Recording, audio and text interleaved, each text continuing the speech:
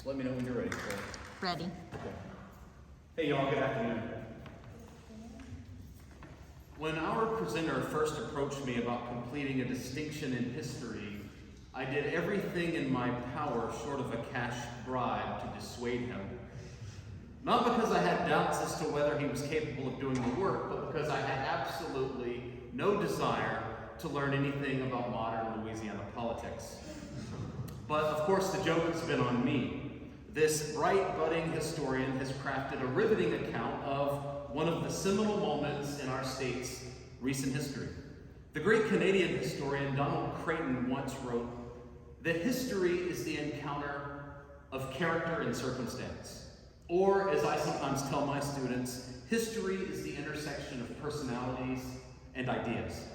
Some of these personalities are noble and humble, while others are conceited, even dysfunctional. Likewise, some ideas are visionary, while others are simply odious.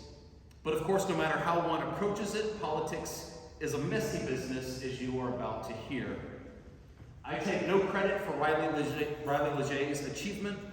With the tenacity of a bulldog and the intellectual curiosity of a natural scholar, Mr. Leger has pieced together a complex story that is as captivating as it is unsettling. I hope you'll agree. Riley, you get the kudos, but the pleasure has been mine. Ladies and gentlemen.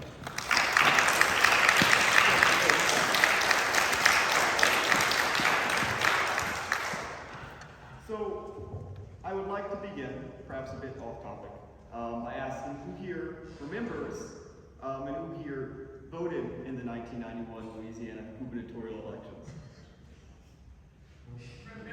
Remember?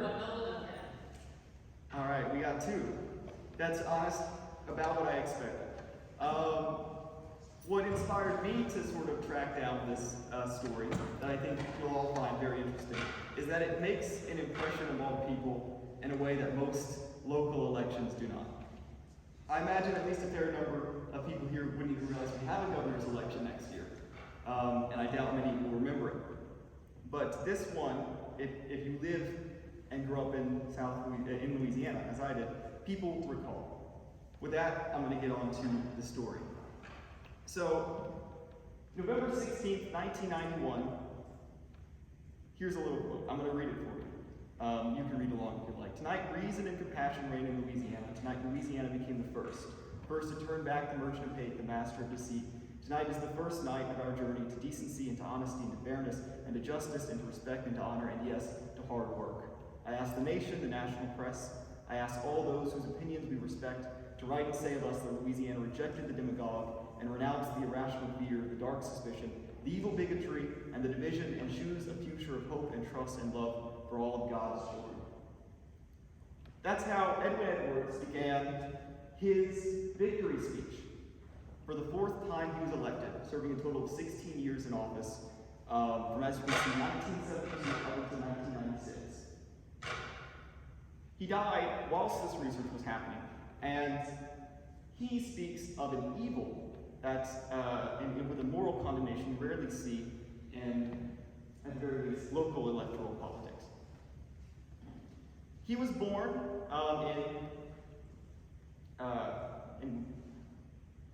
I'm sorry, the name is escaping me.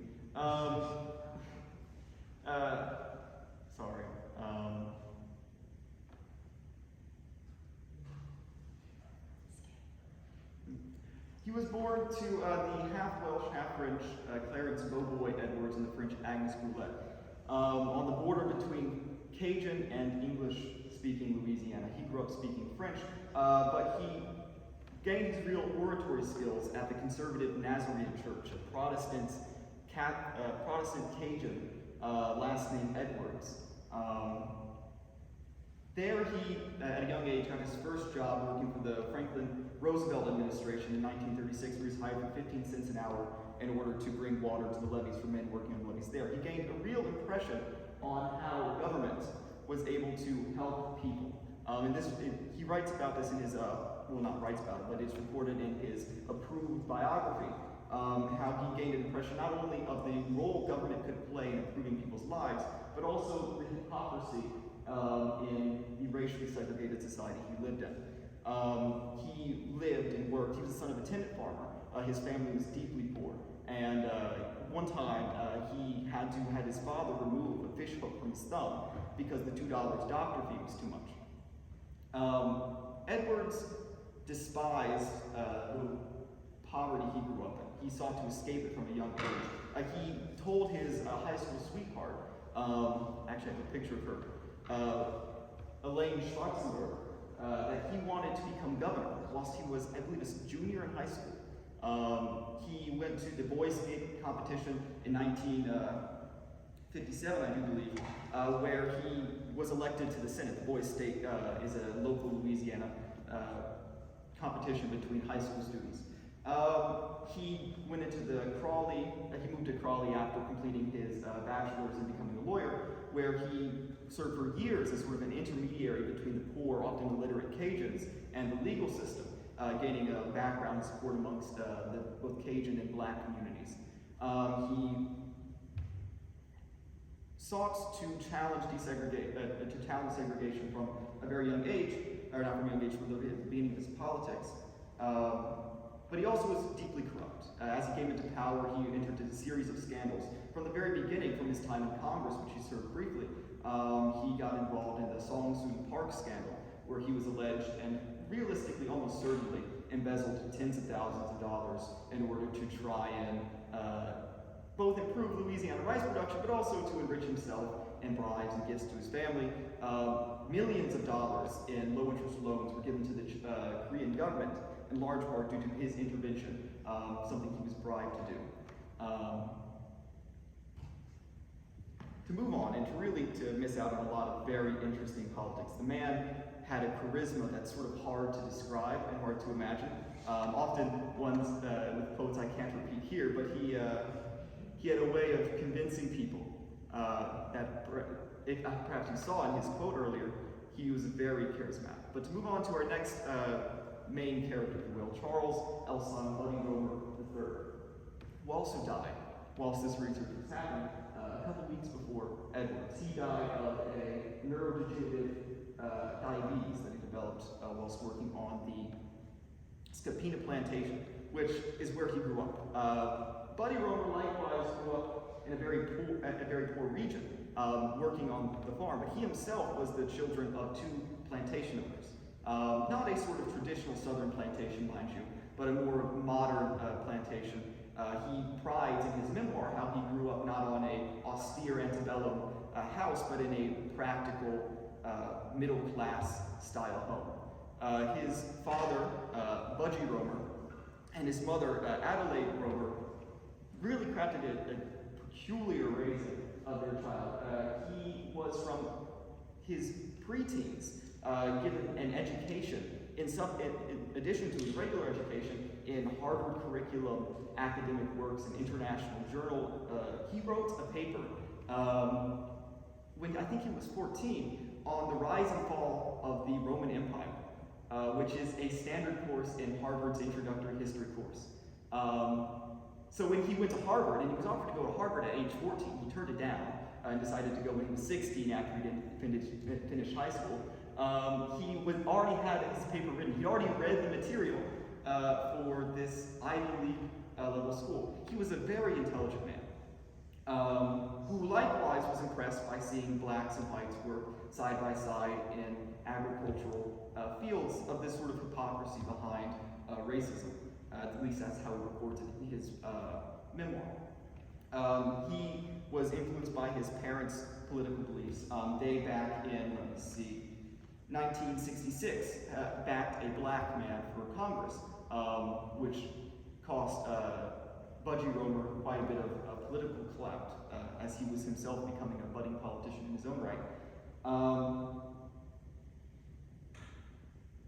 Romer came to view, like his parents, that the solution to desegregation was education, and that the solution was perhaps not a proactive government approach, but to sort of provide equal opportunities. Here he is whilst he was in Congress.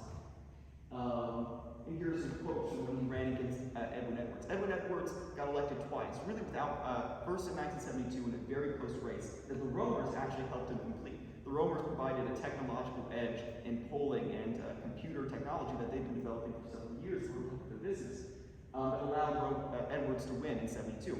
He wins in 75, nearly unopposed. He has to quit for 4 years due to term limits, but he comes back in 1983, defeating David Tree, the namesake of the auditorium, about a couple hundred feet that way, by really overwhelming margins. He defeats David Tree by 62% to 36%. In the first round, he wins the black vote by 94% compared to 97%. Edwards was the first governor to desegregate state offices. He openly courted black women, mind you, while he was married. And he was the first governor to really fairly employ black people in state office. So he was able to win the black vote nearly unanimously in the first round. In some precincts, the governor came third in a two-man race, pretty much. But in 1987, Edwards is on the ballot. The state economy is floundering as oil prices collapse, the economy is failing, individual wages are decreasing. Everyone across the state is seeing their livelihoods decrease. Meanwhile, the state budget is collapsing. Edwards, in a very smart move, pegged Louisiana severance tax to a percentage of its value mere years before the era of oil prices would happen, skyrocketing the price of oil and really massively increasing the state economy, massively increasing the state budget, and allowing for social services Louisiana hadn't seen really ever before, whilst not costing the taxpayers anything.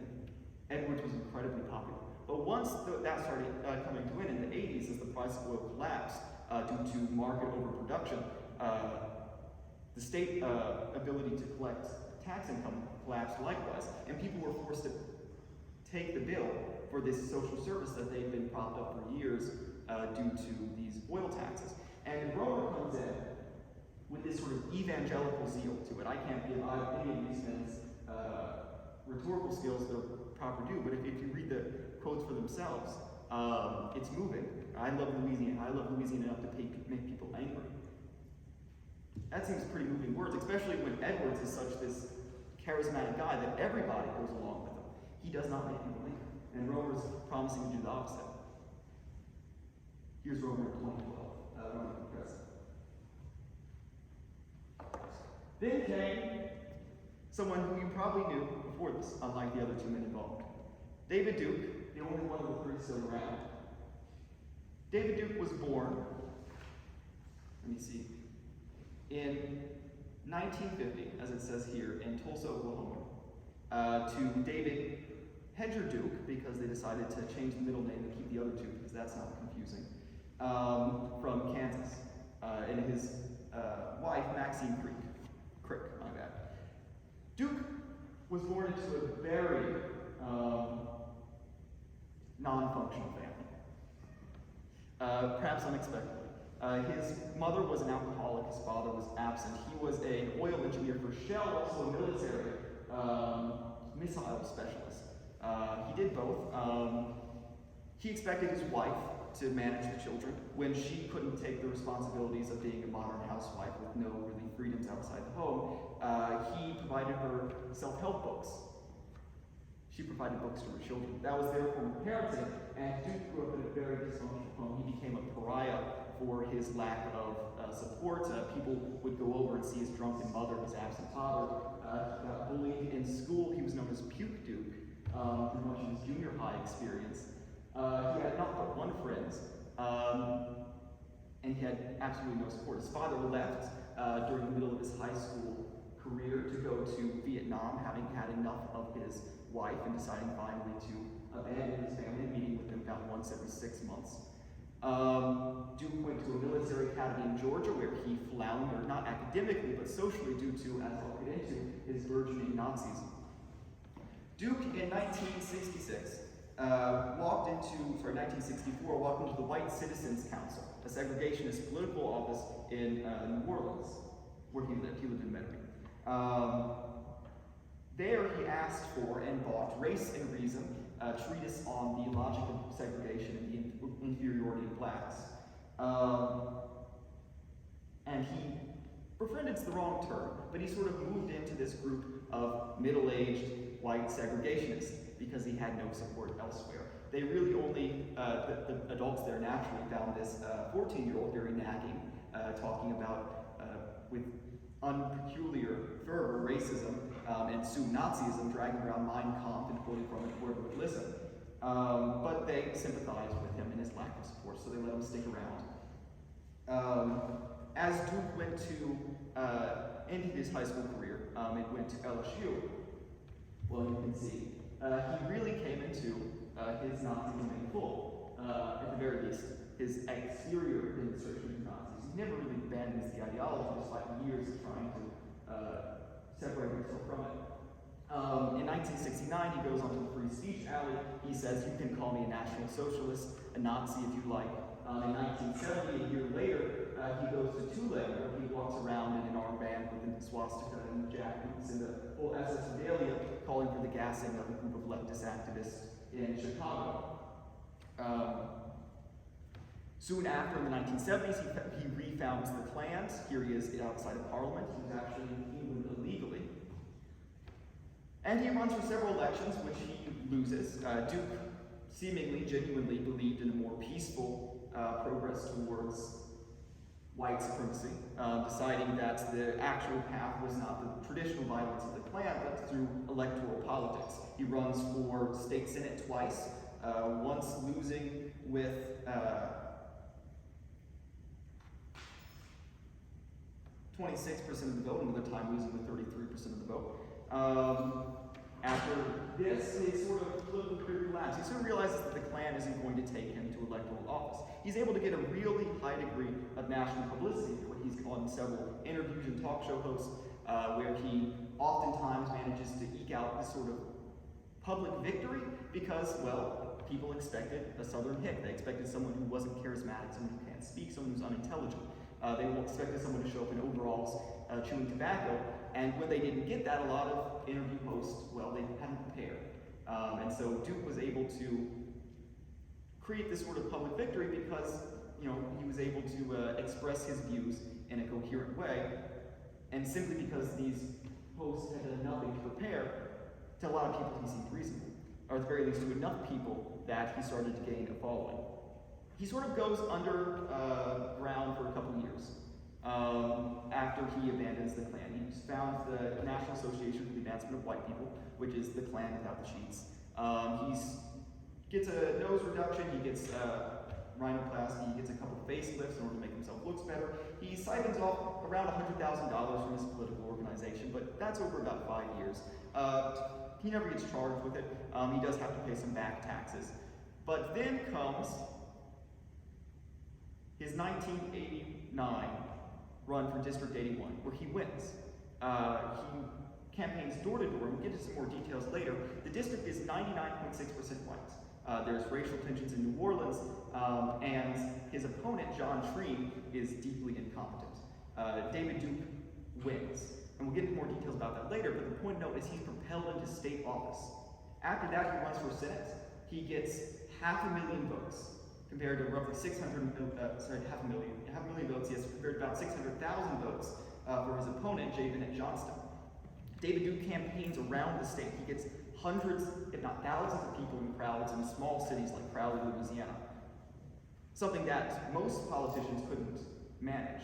David Duke starts to build up momentum, and people start thinking David Duke might actually be a political force. David Duke was 100,000 votes away from being a senator. Had the Republican candidates been back, not dropped out, he might have actually done it. But that didn't end up happening, and so instead, David Duke ends up in the election of 1991 against Edwin Edwards, who's coming back after everyone believed he'd been defeated permanently. One Shreveport Times columnist reported that the only way Edwin Edwards wins is if he runs against Hitler himself. Which is sort of funny, because he does, kind of. Anyways, Edwards was believed to be totally out of the loop. Everyone believed Edwards couldn't accomplish it. Romer himself believed he was in such a position that he didn't campaign. He didn't start campaigning until September. The primary was October 19th. Edwards and Duke ran around the state, trying to build back support in the case of Edwards, or to try and construct it in the case of Duke. Romer being the good government austerity politician that he was, had limited individual campaign contributions to $5,000 per person. He didn't ban PACs, sorry, my bad, but he did require that you report all contributions at a much lower level, and he did ban all cash contributions. Louisiana politics used to be flooded with cash and easy money. Back in 1983, Edwards got $13 million in contributions. He got individual contributions up to $100,000 and multiple individual contributions over $225,000. Nowadays, you couldn't give someone more than $5,000. And you had to report nearly all of those contributions, and you couldn't give anyone cash. Edwards was strapped for money. He ends up with less than $1 million, or just over $1 million, my bad, in 1991. Duke was highly dependent on cash incomes. He got small bills, $20, $10, $50 from around the country. He was a national figure, but cash was banned. So these two men were fighting across the state with each other to try and rebuild their support, whilst heavily limited on cash, whilst Romer was the incumbent politician with no challenges except a con man and the Klansman. Everyone thought Romer was in for victory, easily. He doesn't. He fails. He gets less than the other two. Let me see. Polling in July 30th and August 2nd, 1991, estimated Edwards with 27.4%, Romer with 25.3%, and Duke with 11.8%. 5 weeks later was Romer 26%, Edwards 25%, and Duke 10%, undecided 24%. The pollsters, not just the pundits, declared Duke was a dead man, and it would be between Edwards and Romer. Polling for that showed it a 51.7% to 48.3% in favor of Edwards. Some showed 46 to 42.7% in favor of Romer. Everyone thought it would be between the two of them. One Chicago pollster, Michael McKeon, changed how he worded the question to who do you like rather than who do you vote for. This had startling effects. Duke got 32.3%, Edwards 23.7%, and Romer 22.8%. Sorry to flash you all with numbers, but I think it's important to note that nobody expected that Duke would be a winner. Nobody expected Duke to be in the runoff. Edwards' prediction was 34.7% for himself, 30% for Duke, and 29.6% for Romer. The final results were 33.7% for Edwards, 31.7% for Romer, 31.7% for Duke, and 26.5% for Romer.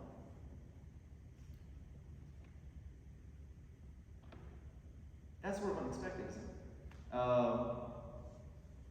To provide some explanation as to why, Romer changed his political parties midway through. He was a Democrat for years. He was a conservative Democrat, but he was a Democrat.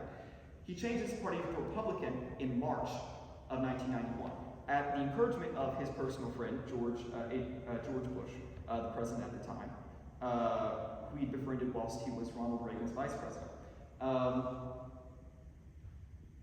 Romer really alienated the state Republican Party.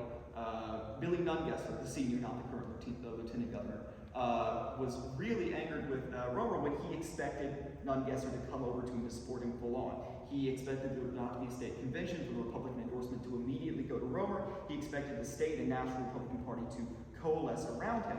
Romer was a man that expected things to go his way. When they didn't, he would either expect things to break for him. He didn't bend. The Republican Party refused to do so. Clyde Holloway, state senator, challenged Romer, in large part because Romer had vetoed several pro-life bills that didn't make exception for incest or rape, that he felt didn't, in his words, respect the rights of women. Despite being conservative himself, was pro-life, Romer decided to ban these out of belief that there needed to be exceptions for those.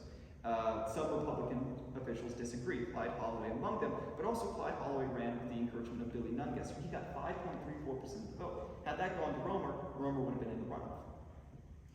Besides that, Romer spent the last 2 years of his office rather dysfunctional. His wife left him in 1989 following his sort of abandonment of all social interactions. Romer had always been a fairly antisocial man, but after the legislators started abandoning him following his 89 failed attempt to get a tax reform bill passed, Romer really lost all control of the state legislature. They started passing laws he didn't approve of. They started overriding his veto, which had never happened before in Louisiana history. Governor vetoes had never been overridden before. But Romer, who had always had an antagonistic relationship, as his previous books demonstrated, with politicians, he alienated the legislature. And more so, he lost control over them. After his tax reforms failed, he abandoned all attempts to control them in. He sort of went to the governor's mansion, hid himself in for months at a time. This caused Mayor Lestrange, and he sort of abandoned his position. His wife left him. He started going to these self-help books, speaking kumbayas. He took around a rubber band and he would whack himself whenever he had negative thoughts and shout sort of under his breath, say, cancel, cancel. The legislature didn't respect him, and they didn't respect his power. Beyond that, Romer didn't campaign to the very end. He didn't build up the grassroots supports. One industrial manager, Jack Kent, who owned a company called Marine Shale, spent $500,000 buying out ads due to Romer having fined him $4 million. Everyone in political power was sort of coalescing against Romer. And though it looked like he had pretty much every chance in the world of winning, he didn't. And that ended up with the runoff. So, many people thought Duke, and I'm going to leave this up here, I don't expect you to read it yet, though you can if you still want, because it's a bit of a piece. Many people expected Duke to get very close. Many people thought Duke might win. Pollsters show it within a 5-point margin, following some, they call it thermalization to account for the hidden Duke vote. At an AARP debate, this elderly, mostly middle class, mostly white crowd, people who disproportionately voted for Romer, said that they believed Duke. Edwards tried to argue with them, reason with them that no mother, and for Duke the issue was the underclass, a code term he used to attack minorities and groups he disagreed with. But Duke argued that welfare needed to be cut, that welfare mothers needed to be required to wear contraceptive devices, that the state needed to increase executions. Edwards said that the mother only gets $11 a week for any additional child when she's on welfare. He said only 3% of the state budget goes to welfare. This AARP crowd disagreed. This group of swing voters who would be key to Edwards' victory went against him. That ended up changing, and one journalist, Tyler Bridges, puts it at this moment, when Norman Robbins, in the final debates, challenged David Duke and gave a sort of halt to his momentum. After this, they have several more debates in which Edwards really trounces Duke. Many people start to coalesce, many people start to donate to Edwards' campaign, but here Robinson, I'll just give you the synapse, directly challenges Duke on his racist past, on his Nazi activism, in a public way that many people hadn't before, and Duke is unable to respond. Here are the final results. Edwin Edwards gets 61% of the vote. Duke Bailey, 39%. That's a political landslide if there ever was one. Duke wins 55% of the white vote. Edwin Edwards, 51% of the white vote with incomes between $50,000 and $75,000, 66% of those with an income over $75,000, and nearly 100% of the black vote. Voter turnout was around 80%, which is incredibly high for any election. The 2020 presidential election, which had some of the highest voter turnout in a century, was at 60% for comparison. Blacks make up about 30% of the electorate, whites about 70% of the electorate. So, I'm going to go back to that District 81 election real quick. Duke wins this one, 99.6% white, but you see much of the same patterns. Here, Duke is almost exclusively limited to the poor vote, the poor white vote. Here, Duke has very difficult times making inroads with college-educated people. He's disproportionately supported by traditional Democrats, people who voted for Edwin Edwards, people who voted for Jimmy Carter, which is a bit of a weird because Jimmy Carter's a saint. Not the best politician, but the man's a saint. And some of those people who supported these sort of far more, we'll say moderate, far more agreeable people went to David Duke. Edwin Edwards has his problems, but I think we can all agree that he's far more of a palatable man than the literal Klansman. So, which raises a question.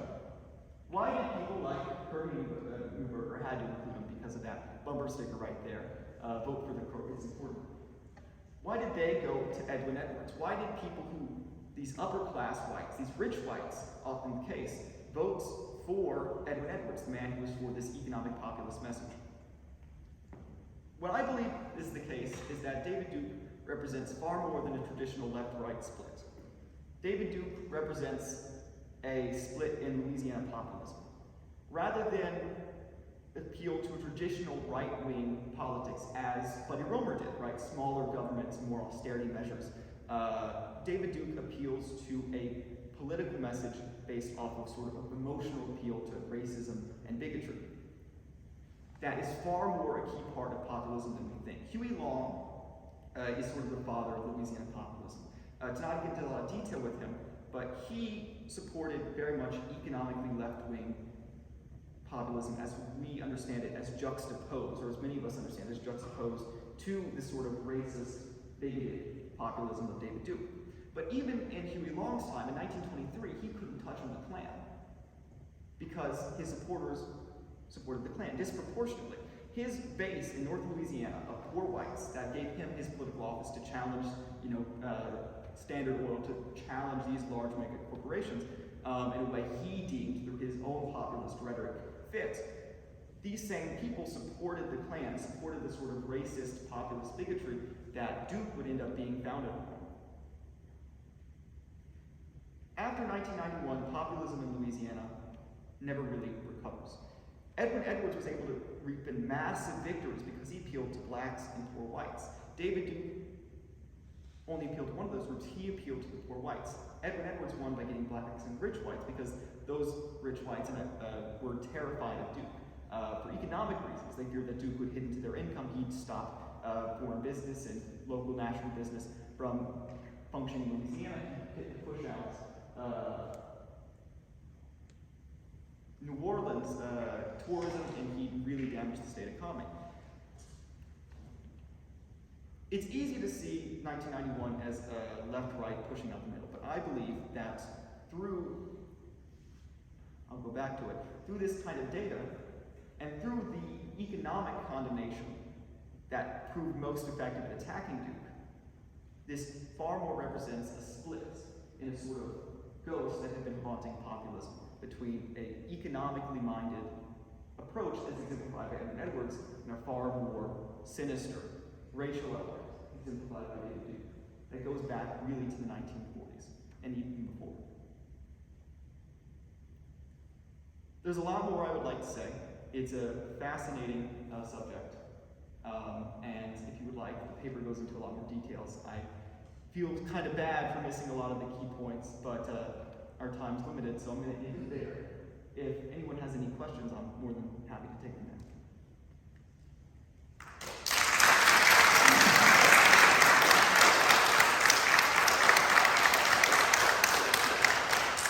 So I don't have a question, but I have a tidbit of LSMSA history for you. So I was a junior here at LSMSA during that election. And Governor, as you already explained, Governor Roemer was running for re-election and started actively running very, very late. But he was our matriculation speaker in the fall of 1991 as a city governor. Well, especially considering everything went afterwards, that must have been a story to tell. But I'm sorry, Dr. Stevens, that you did not want to have to learn about modern Louisiana politics, but this is the election that made me incredibly interested. Oh, this young man has been great. I'm so glad that he's my past Riley. Riley, I'm interested. Historians are storytellers, and we accept complexity, but we do like people who sort of tend to be good, and then we understand villains. And here you have three very complicated people. One is definitely more toward the equal spectrum than the other, but you also, to your credit, you do not excuse Duke's villainy, but you do try to explain it as you should. So just tell us just for a moment the process of spending 12 months writing many biographies of three people, none of whom are particularly admirable as we understand the term. Something that impresses upon me is that this is perhaps a more grading position than it appears at first glance, politics, that is to say. Romer, and this is perhaps my own dispositions, but Romer seems at surface arguably the most sympathetic. He's not a crook and he's not a Klansman. He seems just a genuine person trying to make a difference. But he, by the end of it, is openly soliloquizing about how much he hates being governor and how he really wouldn't mind getting voted out. He, like, to his staffers, starts talking about how nobody should have to go through 11 sessions of the legislature, however many had been. How his job has its benefits, but it has its downsides as well, stressing that latter half. Something that I perhaps better appreciate doing this is that these political jobs, which are very easy to see with condemnation from the outside, it takes a sort of special kind of person. I don't use special necessarily in a positive term, but certainly it takes a kind of resilience that doesn't incline itself to the best kinds of people. So, I don't know if I answered your question perhaps best, but it's given me both a greater appreciation and perhaps a better skepticism of the kinds of people who enter these sort of politics. Did you enjoy the process of writing about people who are demonstrably human rather than caricatures? Certainly. Certainly. It makes you think. Edwin Edwards was objectively a crook. He was a criminal. He goes to jail in 2001. That's beyond our scheme of things here. He stays there for 10 years, only getting out on good behavior. He has dozens of scandals. To say he has scandal every year of his 16 years governor is inaccurate because he had more scandals than that. And it really never stopped. It was a continuous stream. But when you read about him, the kind of situation he grew up in, he was the son of a tenant farmer. He really saw abject poverty in a way that none of us, or I would imagine none of us, have ever really experienced. He's sort of similar to Huey Long in that way that he has a genuinely good intention, seemingly corrupted by his circumstances. And I find that far more interesting than someone who's simply able to accomplish their goals or who has a perfectly level outlook. And that's just one of them. They're all interesting in their own ways. Duke perhaps is the most,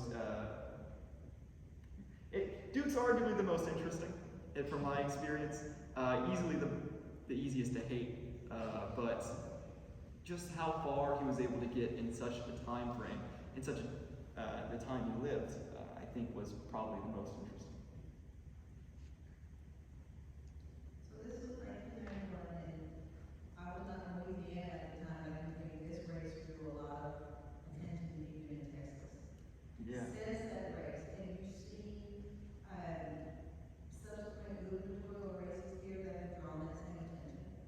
In Louisiana, definitely not. No. In 2000 and in 1995, I'm trying to remember his name. He actually was somewhat involved in this race. We have another Republican elected governor. He runs really as a continuation of Edwards' platform in a weird way, but he's governor sort of without no great years. We've had some interesting governors. Bobby Jindal always invokes the strongest response between people, but no election in Louisiana has gotten even close to as notable as this one. But to perhaps even more, I don't know the right paradoxical example of an election that's small but impactful is that District 81 race. Every single voter in District 81 got a personal letter from Ronald Reagan and George Bush, the former and current presidents, imploring them to vote for their good friend John Treen, as opposed to David Duke. This was like a 10,000 person race, and you were getting letters from the presidency, from the president, asking you to vote one way or the other. You had the Archbishop of New Orleans, you had the president of Loyola, you had a very, we'll say, extroverted, that's not the right term I'm looking for, but a New York Jewish leader called Mordecai Levy, I do believe.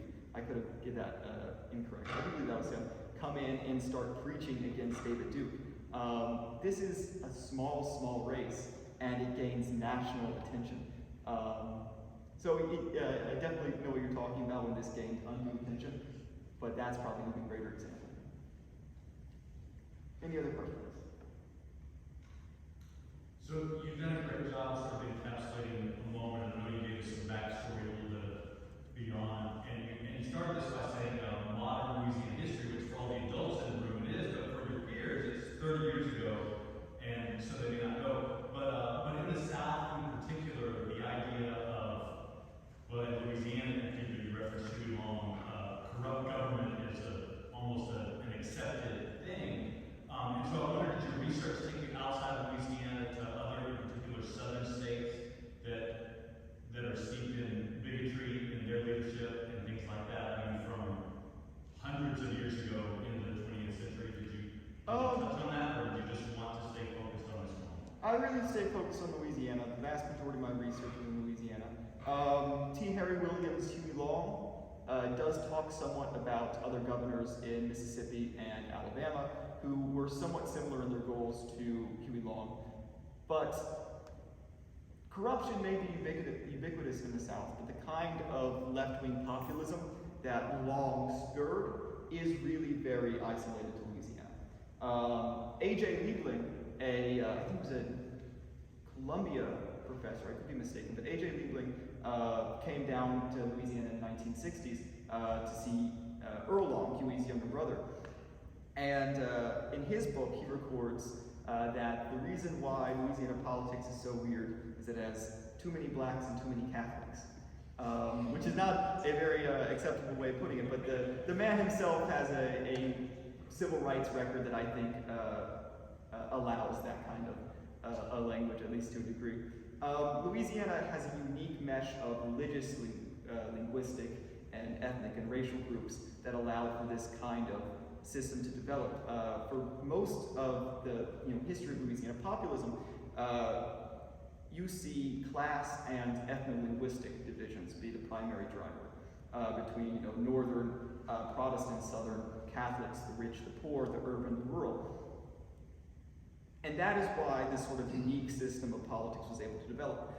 What 1991 sort of represents, from a Louisiana perspective, is a sort of significant move away from the ethno-linguistic and the economic aspects of divisions to a more racial and it's still an economic level, but an increasingly sort of racial and economic division in how state politics functions. That sort of prevents the political alliance that Huey Long, all the way to Edwin Edwards, was able to use to get elected. I know I kind of got off topic, but I hope I answered your question. So, I'm curious how you picked your topic. How did I pick my topic? Well, I was searching and I really had no idea.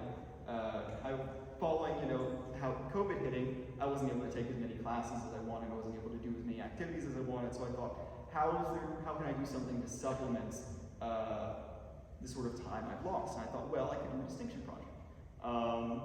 I had no idea what to write about there. That was the problem. And then I kept on thinking to the sort of stories that people talk to me about in my everyday life. Because it's a bit of a daunting task, trying to pick something that's big enough that it deserves being written about, but small enough that you can actually tackle it. And I thought, what's this sort of subjects that the people around me talk about? And I've always heard about the 1991 gubernatorial elections. As sort of weird as that sounds, it makes an impression upon people, as I said earlier. My parents, my relatives, the people I grew up around, those who lived through it, they remember this election. And it's almost a storybook event, right? It's this sort of unremarkable, how I was told to me, this unremarkable incumbent ends up losing to an almost archetype of the corrupt politician, and the man who literally was in the Klan. So I thought, that's a story. I've always heard it, but I don't actually know what it's about. I haven't actually figured it out. It's just from what I hear from people. So I said, I want to know what that was actually about, how that actually happened. And that's how I came to it. questions? Thank you so much for